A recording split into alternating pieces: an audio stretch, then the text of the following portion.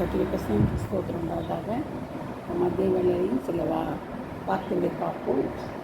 1 Corinthians 11:1 நான் கிறிஸ்துவை பின்பற்ற போகிற நீங்கள் என்னை பின்பற்றுவதாக இருங்கள்.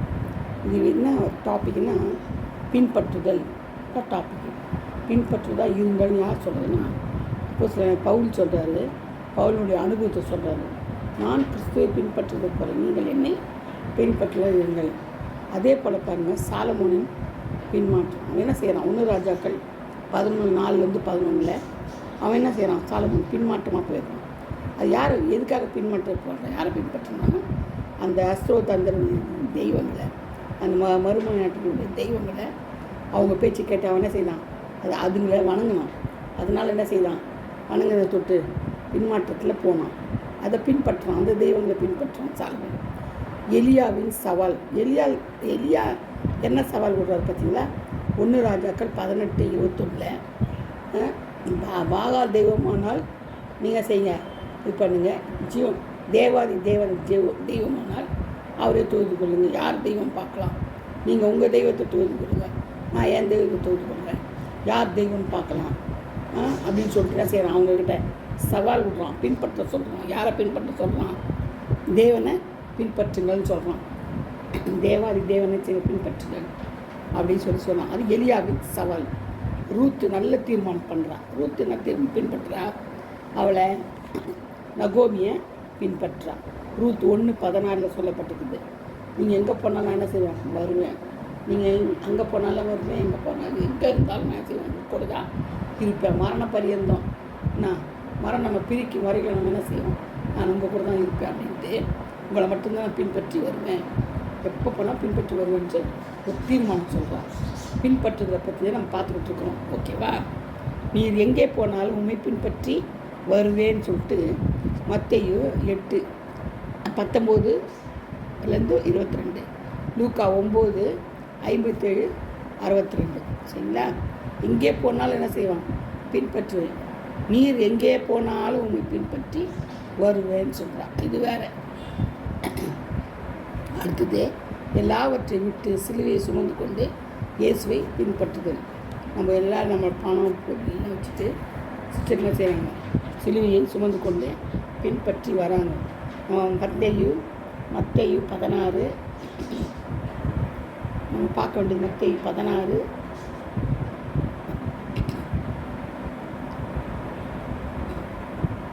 24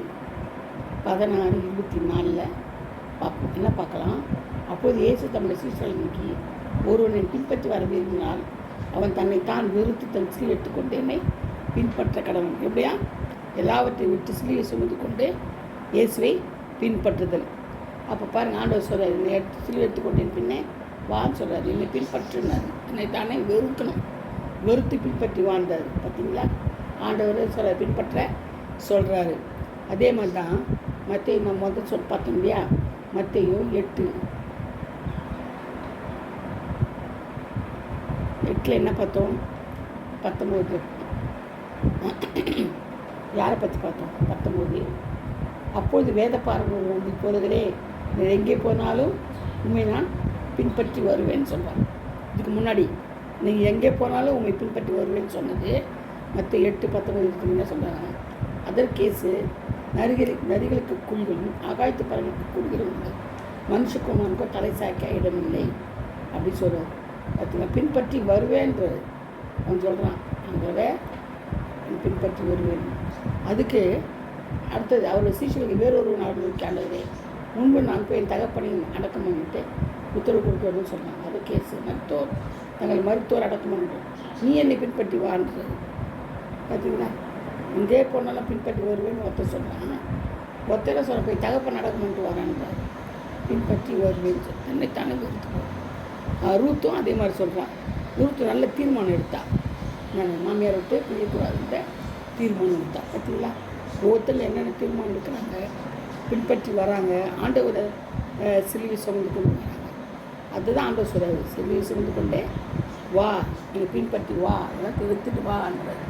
அதே பாருங்கள், உத்தம ஊழியனாய் பின்பற்றுதல். உத்தம ஊழியன் யார்? உத்தம ஊழியன் அப்புறமா யார்? 1 ராஜாக்கள் 19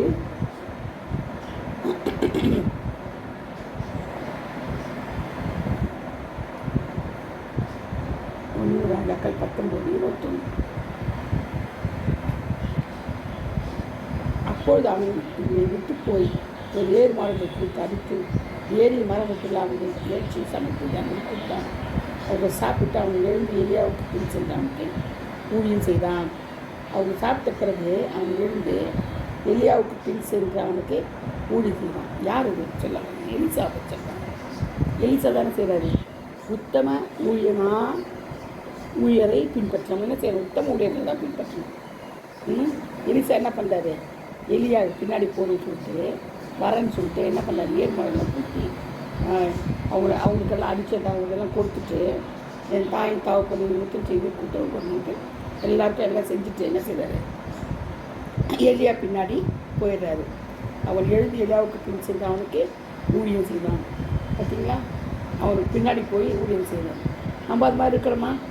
உத்தம ஊழியரை பின்பற்றுறோமா? இல்லையே. உத்தம ஊழியருக்கு பின்னாடியே போகிறோம்? இல்லை. நம்ம இஷ்டத்துக்கு தெரியும். யார் யார் பின்னாடியே போகிறோம். பணமாக வச்சுருக்கிறவங்க, கார் வச்சுருக்கிறவங்க, ஃப்ளைட் வச்சுருக்கிறவங்க, அந்த மாதிரி ஊழியக்காரை தேடி தான் போகிறோம். ஆனால் எலியா அப்படிப்பட்டவர் இல்லை. உத்தம ஊழியக்காரன் வந்து எலிசா விடாமல் பின்பற்றி அவர் தொடர்ந்து போகிறார். பின்பற்றதை பற்றி பேசிகிட்டு இருக்காங்க. புரியுதுங்களா அவங்களுக்கு? பின்பற்றதை பற்றி தான் பேசிகிட்டு இருக்காங்க. உத்தமமாய் கர்த்தரை பின்பற்றணும். உத்தமமாய் கர்த்தரை பின்பற்றணும். எப்படி உத்தமமாய் கர்த்தரை பின்பற்றணும்? என்னாகமம் 14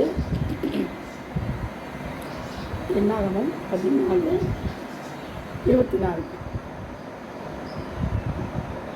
என்னுடைய தாசனாகிய காலே வேறே ஆவியுடையவனாக இருந்தபடினாலும் உத்தமமாக என்னை பின்பற்றி வந்தபடினாலும் அவன் போய் சேர்ந்த தேசத்திலே அவனை சேர பண்ணுவேன். அவன் சந்ததியார் அதை சுதந்திரத்துக் கொள்வார்கள். பார்த்தீங்களா? யாருக்கு இந்த பாக்கியம் கிடைச்சது? ஆண்டவரே சொல்கிறாரு, என் தாசனாகிய காலே இது அப்படின்றாரு. அப்போது எவ்வளோ ஆண்டவர் புரிய வச்சுக்கிறார் பாருங்க. காலையில் மேலே வேறே ஆவி உடையவனாக இருந்தபடினால், வேறே ஆவினா என்னது? இந்த மாதிரி இவங்க வந்து அசுத்தக்கிரிகள், கெட்ட ஆவி உடையவர், அவங்க அங்கே போய் பார்த்துட்டு ராட்சத்துக்கு மாதிரி இருக்கிறாங்க, இது மாதிரி இருக்கிறாங்க, அது மாதிரி பயம் காட்டினாங்க இல்லையா? எப்படியோ உருவம் நம்ம ஜெயிக்க முடியாதுல்ல. ஆனால் அந்த மாதிரி அவன் சொல்லவே இல்லை. காலையில் யோசுவா என்ன செஞ்சாங்க? நம்ம ஜெயிச்சிடலாம், நம்மளால் முடியும், அவங்க ஒன்றுமே இல்லை அப்படி தான் சொல்லுவாங்க. அதனால தான் அதை ரொம்ப பிடிக்கும். அது மட்டும் இல்லாமல் வேறு ஆவி, அந்த ஆவி நல்ல ஆவி உடையவனாக இருந்தவங்கன்னா உத்தமமாக என்னை பின்பற்றி வந்தபடி அவன் எப்படி இருந்தானா? உத்தமமானவன் ஆண்டு சர்டிஃபிகேட் கொடுக்குறாரு பாருங்க. எனக்கு உங்களுக்கும் கொடுப்பாரா? உத்தமமானவன் கொடுக்கவே மாட்டார். பயந்தடிச்சுன்னு ஒன்றுமே கொடுக்க மாட்டார்.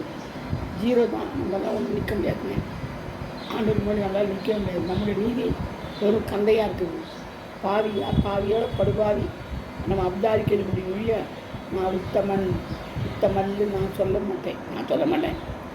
ஆண்டவராகி பாவியாக இருந்த கிருபியாகிறத நான் சொல்லுவேன். ஏன்னா அனுதினமும் சிந்தையில் எல்லாவற்றையும் நம்ம பாவம் செய்யறதுலாம் இருக்கும். சிந்தையில், நடத்தையில், கிரியில், வாயினால், நாவினால், எல்லாவற்றினாலும் கண்ணினால், எல்லாவற்றினாலும் பாவம் செஞ்சுட்டு தான் இருக்கும். செய்யலன்னு சொல்லவே முடியாது. அதனால் ஆனால் அவன் வந்து என்ன செய்யணும்? உத்தமமாக என்னை பின்பற்றினால அவன் போய் சேர தேசத்தை அவனை சேர பண்ணுவேன். காணான் காண்பேன்றார். இது மட்டும் இல்லை, அவன் சந்ததியார் அதை சோதித்துக் கொள்வார்கள். அப்போது பின்பற்றுறேன் அப்படின்னு சொல்கிறார். அவன் என்ன பின்பற்றி வந்தபடியினால் ஆண்டவரை சாட்சி இருக்கிறார். பார்த்தீங்களா? யாரை பின்பற்றுதல்?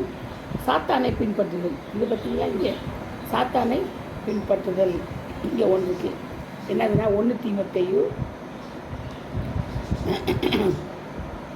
5:15 5:15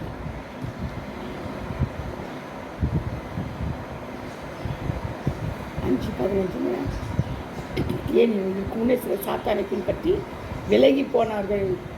பார்த்தீங்களா? சாத்தானையும் பின்பற்றினாங்க. எங்கே நடக்கும் இதென்னா? சாத்தானை பின்பற்றி விலகி போனார்கள். அப்போ சாத்தானை பின்பற்றவங்க இருக்கிறாங்க. எவ்வளோ ஆச்சரியம் இருந்தது. நான் சொல்லலைங்க, 1 தீமோத்தேயு 5:15 சொல்லப்பட்டிருக்குது. சாத்தானி என்ன செய்கிறாங்க? பின்பற்றுறாங்கன்ட்டு பின்பற்றி என்ன செய்வாங்க? விலகி போயிட்டாங்களாம் ஆண்டவருக்கு. அதனால் நம்ம ரொம்ப கேர்ஃபுல்லாக இருக்கணும். எதை பின்பற்றணும், எதை பின்பற்றக்கூடாதுன்றது நமக்கு நல்லா தெரியணும். 10வது பார்த்தீங்கன்னா வீணரை பின்பற்றுதல். அது என்னதுன்னா நீதிமொழிகள்